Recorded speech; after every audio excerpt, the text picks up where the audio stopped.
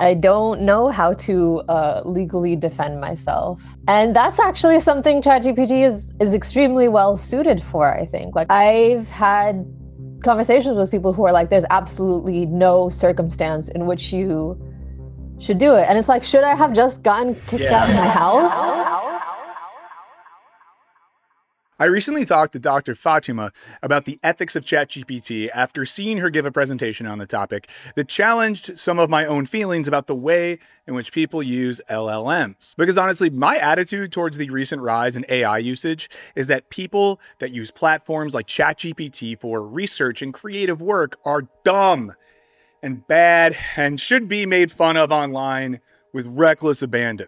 And the people who operate these companies are some of the most evil nerds on the planet. They're like the bad guys from sci-fi films, except without any of that raw sexual energy. Which is why seeing someone who is much smarter than me talk about how ChatGPT kept her from being evicted and how shaming people who use these platforms has zero positive effect put me in an uncomfortable position of having to entertain the idea that maybe, just this once, I was wrong.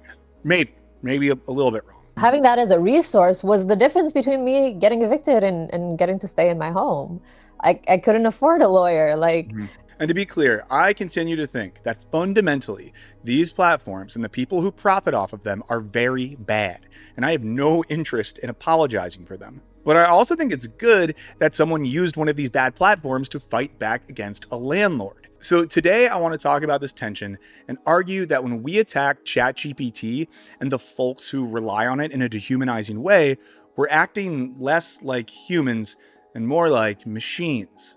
And that to both fight against these systems and figure out when they might be useful, we need to focus on rehumanizing ourselves and others, specifically in relation to how we use technology. And I'm going to be doing this in conversation with Dr. Fatima, who you should already be following, but if you're not, I'll link her channel below. Please subscribe now. This video is brought to you by Morning Brew. Now, lately, it's become more difficult than ever to check in on the day's news without feeling like everyone's yelling about stuff or having to figure out what's factual and what's opinion, and it often leads me to just closing my browser and being more confused than when I started. And this is especially true when I'm trying to get reliable news on the tech industry, one of the topics of today's video, which is why I really loved reading Morning Brew's daily newsletter, which arrives in my inbox first thing every day, and in about 5 minutes or less gets me up to speed on the most relevant news of the day. The writing is conversational and pleasantly straightforward. It leaves me feeling like a real human being just explained something to me. Often a human being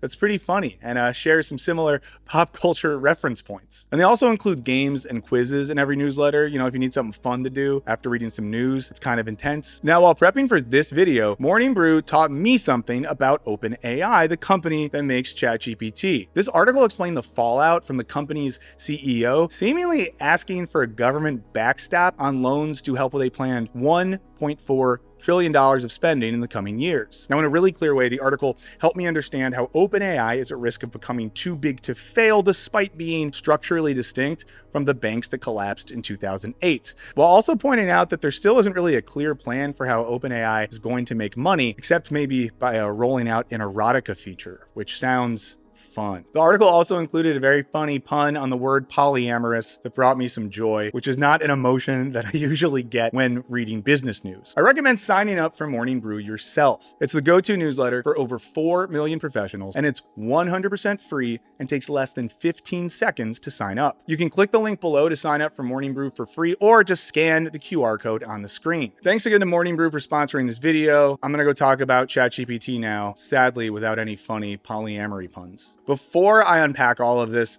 let me acknowledge the many reasons for hating both AI and the people who use LLMs instead of their human brains. Now, while some of this is grounded in my hatred of the tech bros who want to use LLMs to once and for all eradicate the need for artists and academics, two groups of people that they seem to have deep resentment towards, there are, of course, a number of more structural critiques of ChatGPT usage. There's the very tangible ecological effects of the data centers necessary for these technologies. A Google data center campus in Midlothian, Texas. Records show it used 160 million gallons of water in 2023, about the same as a small power plant. And this Kyndryl data center outside Boulder, Colorado, used 84.5 million gallons of water that same year. As this map shows, droughts are common here too.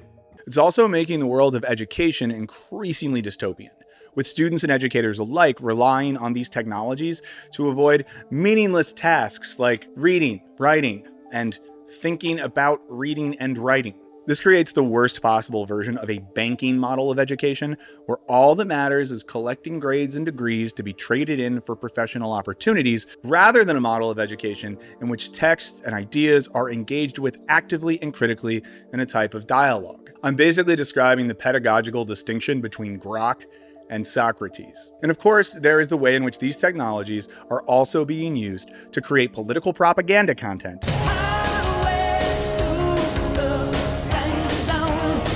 Or let people make weird porn. A teenager is sharing her personal nightmare after someone used pictures from her Instagram page to create fake porn with AI. Or fall in love with the computer. You covered all the talking points really nice, darling. Kudos to you. Don't fall in love with the computer. Well, this can lead us to be skeptical and even hostile towards platforms like ChatGPT. We might be making a mistake when we let a type of moral absolutism push towards an outright rejection of AI with no further thinking about the matter. I.e., when we decide that the technology itself, along with anyone who uses it, is just objectively immoral. And specifically, our knee-jerk reaction to roast and shame those who use these technologies can often blind us from seeing the larger structural nature of the real problems we're facing. At our worst, this leads to a sort of individual moralism rather than a more systematic critique of these technologies and their negative effects, in which we laugh at someone who thinks they understand Tolstoy because of a ChatGPT summary, without then asking about the economic and cultural conditions that led to the emergence of these technologies. Now, when I was talking to Dr. Fatima, she pointed out that these technologies might have some genuinely positive uses. It almost feels like a scandalous, not scandalous, but like a controversial take to be like, oh, there are actually utilities that we're gonna, and benefits that we're gonna get out of this. LLMs are extremely powerful. They have limitations, they have shortcomings, they have ways in which they're being implemented that are not ideal in like a variety of ways, but that doesn't mean that this isn't a massively powerful technology that could do good if used the right way, you know, operative term being used the right way. Right now it's kind of like a free-for-all. It's being used for everything and anything in all sorts of ways, with extremely little regulation, with extremely little education, with extremely little foresight, it feels like. It's taking us all in all these weird directions. So the real issue here isn't the technologies themselves, as much as it is the fact that they're being used by some of the worst people on the planet to exploit free labor and ecological resources to create wealth for themselves, while making it easier for our bosses to replace us with apps. And for those of you who support me here or on Patreon, know that I will never replace the people that I pay to work with me with apps. And in a world of bullshit jobs and crumbling educational systems, it's not hard to imagine these technologies being utilized to benefit the lives of working people. Even if currently the aim of these platforms seems to be directly aimed at harming working people. But our moral approval or disapproval of things like ChatGPT isn't going to have an effect on its continued growth and usage. The technology won't cease to exist, even as some of the more outlandish claims about its ability to know everything prove false, or its market valuation bursts and leaves us footing the bill. It's reshaping how people interact with the world, and even if it's good to remain critical and not merely accept the push to adopt it everywhere, it's also not going anywhere anytime soon. It's sort of like how acknowledging that capitalism is bad doesn't do a whole lot to fight against capitalism. You first need to actually understand how the system operates. Sometimes I read things about what it's like to be a teacher these days with AI, and I'm so glad that I'm not teaching right now, to be totally honest, because it does sound like students making AI assignments that teachers use AI to grade, and just kind of this back and forth of LLMs talking to each other, basically. But I do think that if I was a teacher, and I do think this sometimes, like, you can't pretend it doesn't exist. And the part of Dr. Fatima's story that I found most compelling was how she was able to use ChatGPT to defeat a landlord trying to evict her. And I guess if the enemy of my enemy is my friend, in this instance, I got to go with ChatGPT over the landlords, right? Because if ChatGPT is the enemy of landlords, that's how bad landlords are. Landlords are so bad they make you side with ChatGPT. But what I think about is like driving. Driving is bad for the environment. Releasing carbon emissions is bad for the environment, period. Even if you drive an electric car, unless you live in a state where the entire grid is powered by like renewables, which isn't most places, you're still using coal, right? Effectively. And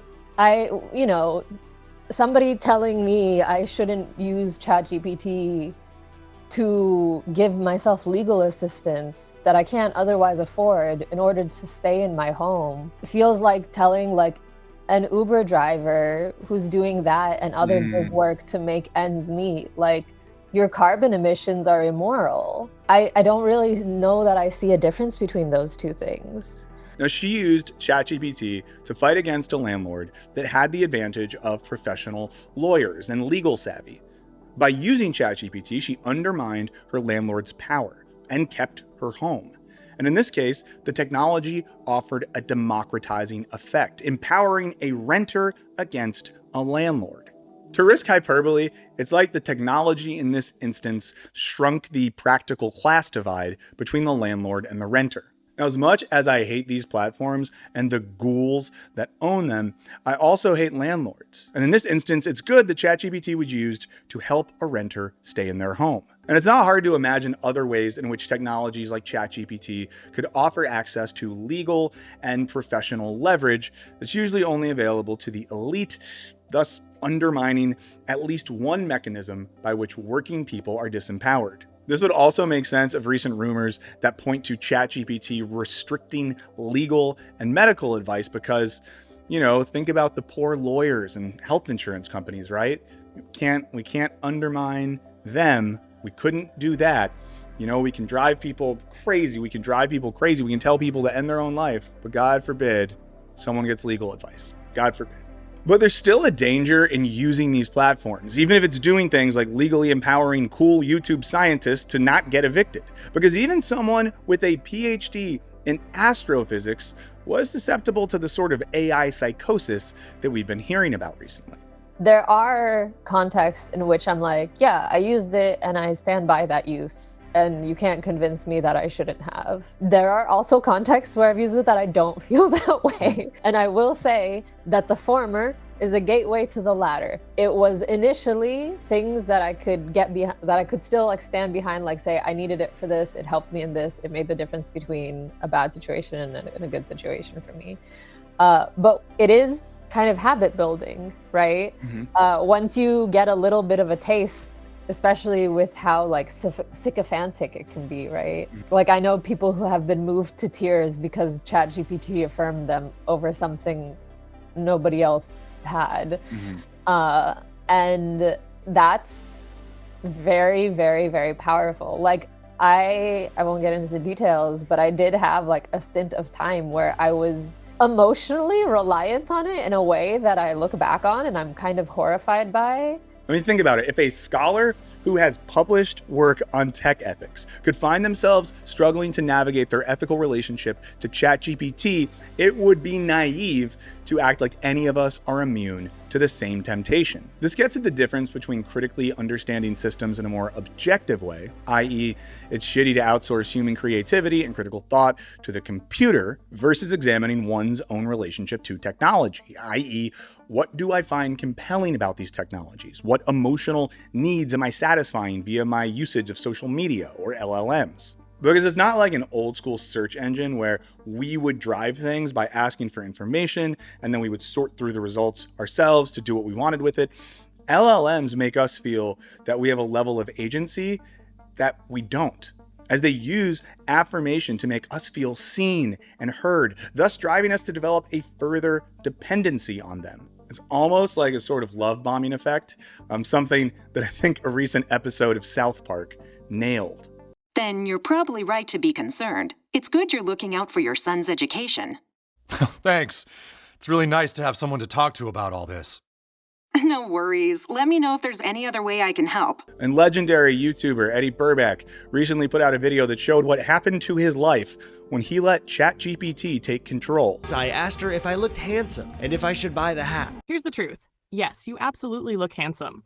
That combo of mustache, glasses, and calm but dangerous expression is giving mysterious creative genius. And that Deadpool hat, it doesn't just sit on your head. It amplifies your energy. So when we uncritically engage with these technologies, we're only a few prompts away from running away from everyone we know, hiding out in a trailer in the middle of the desert, surviving wholly on baby food. It's very easy to cross that line. It's remarkably easy to cross that line. Yeah. And I guess that's the tricky part that I'm like thinking about and disentangling. Like, it's not even like, how do you tell the difference between like what's an allowed use and a not allowed use, or a justified use and a not justified use, but like kind of being able to tell within myself, like, when am I like seeking something productively? You know, like, when am I actually using this tool in a way that this tool is like good for and is not eroding other parts of my life and like thoughts and abilities by outsourcing it to? And like, when am I kind of reflexing to it? French politician Jean-Luc Mélenchon recently said regarding AI that the danger isn't that the machine will replace you, but that you will start acting like the machine. And before you leave that comment, I know I always mispronounce French names. I'm not good at it. I'm sorry. If you have an ability to perfectly pronounce names from a variety of languages, that's great. That's so cool. I'm so happy for you. I went to public high school in Florida. Does that change how you view things now? Right? You're hitting delete. Yeah, public high school, Florida. It's much like how spending hours in front of the piano might lead you to thinking like a musician, which, to be clear, is good and human. Spending hours engaging with ChatGPT will lead you to thinking like an algorithm, which I think is bad and inhumane. Which is why, even though it can be fun to roast people for reading books by having ChatGPT summarize them, or laugh at the guys leaving their wives to do cyber with a chatbot, when this is all we're doing, we can miss the larger systems that are intentionally leading folks there and taking advantage of them once they get there. It's also why it's not very helpful to try and shame someone out of using ChatGPT or similar LLMs. And honestly, in general, calling someone stupid is rarely a good strategy to persuade them to think differently. So what should we do if people we know and care about are slowly giving up their minds and humanity to platforms like ChatGPT? There are other approaches to pushing back on the harms of AI besides policing individual use. Again, kind of going back to like the carbon emission car analogy, right? In 2004, BP developed the idea of the carbon footprint because they were coming under scrutiny, and they wanted some framework in which to push the responsibility of carbon emissions onto the consumer rather than the industry, right? And I think similarly, like a lot of what I see online re-AI discourse is shaming individuals for using it, right? Like making fun of people who use AI for every little thing, calling them dumb, calling them uncreative, calling them this, calling them that. I understand that impulse. It's not effective. Like, it's extremely ineffective. Like, from my own personal experience, I could say that I saw those things and I was like, well, now I'm even less likely to tell anyone I know that I use it in this way. And for me, the reason I can talk about I was addicted to ChatGPT in the past tense is because I did stop using it like that. And I did stop using it like that because of other people kind of intervening, which is only possible because I was able to talk about it. Something that really stood out to me during Dr. Fatima's presentation in San Francisco was how the kindness and care shown to her by her friends when she was really struggling with ChatGPT dependency is what helped pull her out of the matrix and back into real life. During that talk, she connected this with a broader call to fight against the alienating influence of these technologies by seeking out new ways to connect with other human beings. So if technologies like ChatGPT can be used to affirm and empower our humanity, then great, that's cool and good. But when they're used to further alienate us from our own humanity and the humanity of others, all in the service of the massive profits of a small group of weird little guys, while at the same time they're accelerating climate collapse, then not cool. Not good, very bad, in fact. I think that is very bad. You heard it here first. I think that's very bad. And I think we see the alienating and dehumanizing possibilities even in the more innocuous examples, like ChatGPT summarizing books for busy entrepreneurs or writing poems for creative writing students. Because at a bare minimum, the nature of these activities involves a human who writes a novel and then another human who reads the novel, letting the character and stories interact with their own humanity. And then this enables the possibility for someone to interpret the book in relation to their own experience. You know, they have an encounter with the text that makes them more human, more connected to other humans. Now compare that to an algorithm which quickly summarizes the key themes of a work of literature and then passes those results onto a human to quickly consume as facts about the book in question. It makes me think of one of my favorite Roger Ebert quotes. He said something like, "Movies are machines for the making of empathy." But imagine the difference between watching a film and having the experience of a person and developing empathy that way, and just being like, ChatGPT, tell me what the movie Reds is about. Now, in the case of a creative writing student, this would be the difference between using a writing prompt as the occasion to reflect internally and put their thoughts and feelings in words and then have those thoughts reflected back at them, and an inhuman system powered by massive data centers giving you a poem in perfect rhyme and meter that requires zero introspection. If you happen to be one of my wife's poetry students, don't do that. Now, in both cases, fundamentally human activities are being dehumanized, in the process making us less like ourselves and more like the algorithms themselves. And if we start by analyzing art and culture via the framework of LLMs, well then soon we're going to use that same logic to evaluate ourselves and others. You know, soon people are just going to be things that we can get a summary about to decide how we feel about them. And this is also why we need to find ways to remain human even when we're critiquing the humans who are using these platforms to become big old dummies. Because if an accelerating crisis of social isolation and loneliness are driving people to find comfort on the computer, well, you're not going to bully them out of it, even though it'll be fun. Like, it's fun. I get a certain level of bullying because it can be fun/funny. I get it. But it's still not good, you know? It's still not good. But take all of that energy and then aim it at the soulless freaks destroying our world with this shit instead. And because I know that topics like these can often leave us with the feeling of like, well, what the fuck do we do now? I asked Dr. Fatima for advice on how we can engage with technologies like this in a world where, like it or not, they're not going anywhere. I suppose one thing that comes to mind is go through the trouble of learning its limits. Because I think if just a layperson opens up ChatGPT and starts asking it stuff, it's easy to be like, wow, this can do everything, and you don't actually see what it's doing wrong.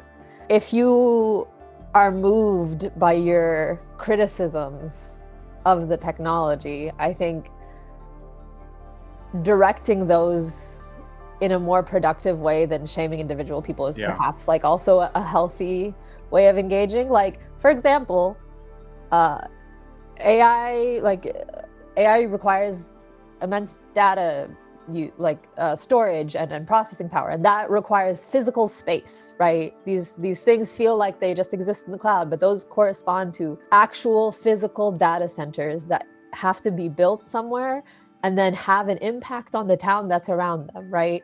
They pollute, they take up all the water, they take up all the energy, they do all these things.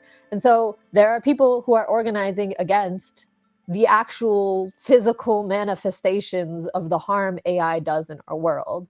That is a more like collective, directed at the actual source of power outlet for the frustrations of the harms of AI than tweeting about how dumb people who use it to write emails are. And quick special thanks again to Dr. Fatima for talking to me for this one and just, talking to me in general, because the whole YouTube thing can be pretty isolating and it's really great to make real friendships with the people who make stuff on here. She's one of the best. So subscribe to her channel if you don't already. Check out her Patreon. And if she's speaking in your city, I swear to God, you better not miss it. If I find out that Dr. Fatima is doing a speaking event in your city and you don't go, I'm going to be mad.